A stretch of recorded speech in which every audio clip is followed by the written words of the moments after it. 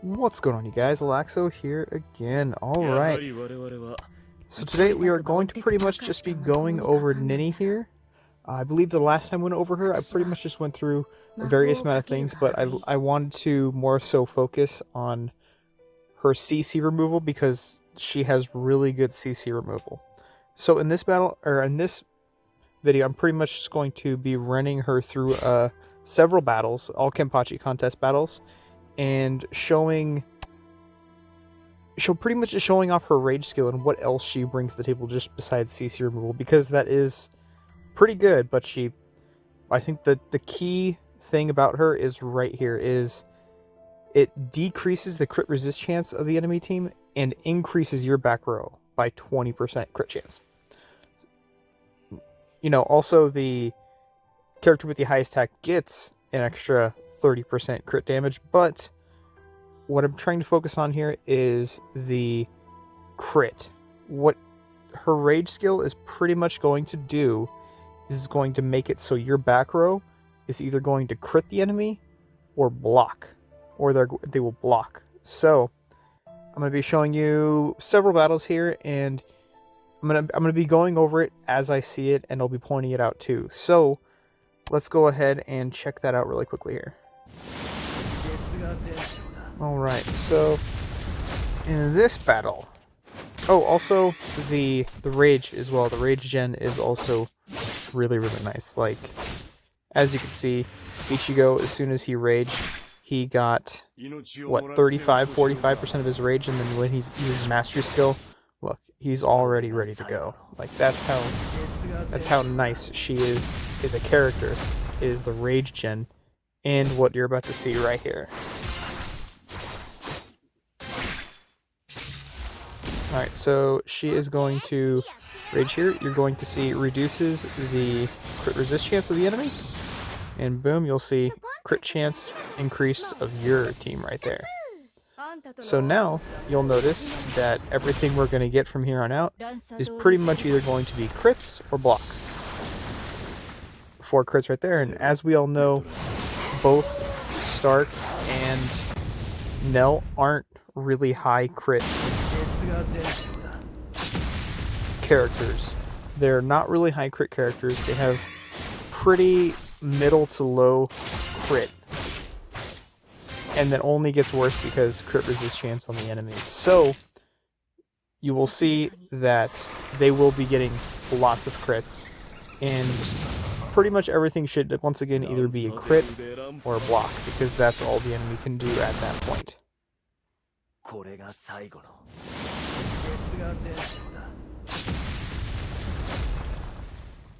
Let's go ahead and skip the next round. Alright, once again, you'll notice crit resist down and crit up. So once again, you're going to see Nell and Stark both attack, and all you're going to see is crits or blocks. There you go. Majority crits. And 5 crits there.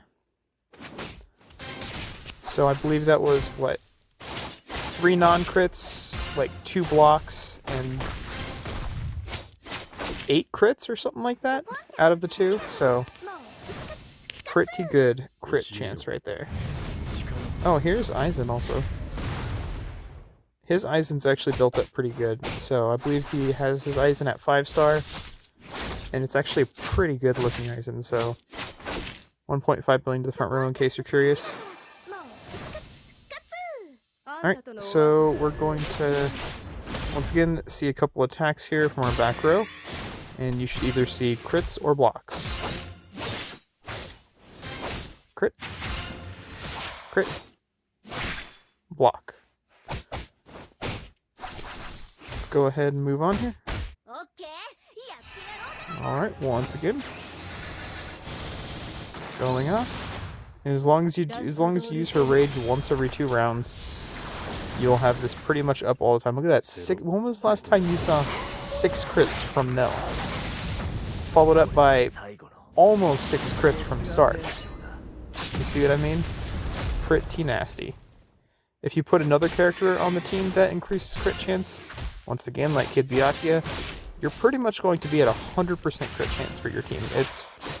It's pretty gnarly.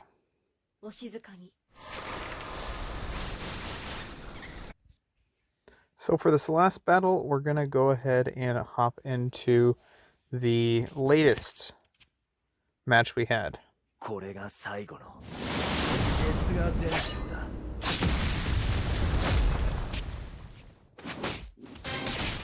Also, in case you're curious, I do like putting Ichigo on my Nell team because he works really well off of debuffs, and that's what Nell starts the enemy team off with. Alright, so here we go with another rage here. Her rage attack doesn't really do too much damage, but once again, that's not really why we have her. 3 crits, 1 block. And we could take a look at Stark and Nell's crit chance after this. I think it's probably around 50% or so. So them pretty much critting the majority of the time is impressive. Especially because you get that extra big crit chance buff. One more rage here. 3 crits on the Stark. And I think that is just about going to do it here.